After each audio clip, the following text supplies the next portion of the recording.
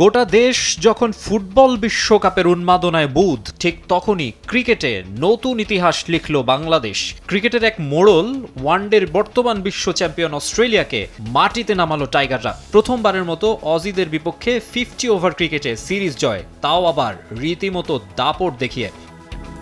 প্রথম ম্যাচের বড় জয়ে সিরিজে 1-0-তে এগিয়েছিল বাংলাদেশ। মিশন ছিল সিরিজ নিশ্চিতের। এ ম্যাচের শুরুটা আরও দাপুটে। টস জিতে ব্যাটিংয়ে নামা অস্ট্রেলিয়ানদের হাঁটু কেঁপেছে টাইগার বোলারদের তোপে। মোস্তাফিজের কাটারে মাথা ঘুরেছে সফররতদের। রানের খাতা খোলার আগেই 3 উইকেট তুলে নেয় স্বাগতিকরা। 25 রানে 4 উইকেট হারিয়ে ধুঁকতে থাকে মাইটি অজিরা।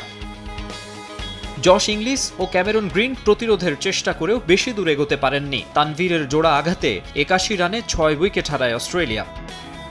খাদের কিনারা থেকে দলকে টেনে তোলেন মার্নাস লাবুশেইন ও জাভিয়ার বার্লেট। তাদের 103 রানের জুটিতে লড়াই চালিয়ে যাচ্ছিল সফররতরা। তবে তাসকিনের সুইংয়ে ভাঙে প্রতিরোধ।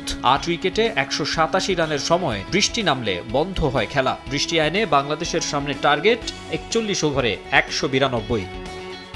জবাবে বাংলাদেশের শুরুটা হয়নি মন মতো। রানের খাতা খোলার আগেই তানজিদ তামিম প্যাভিলিয়নে ফেরায় চাপে পড়ে যায় স্বাগতিকরা। তবে সেখান থেকে সৌম্যকে নিয়ে 86 রানের জুটি গড়েন শান্ত। ব্যক্তিগত 42 রানে থামেন সৌম্য, সমান রান করেছেন শান্ত।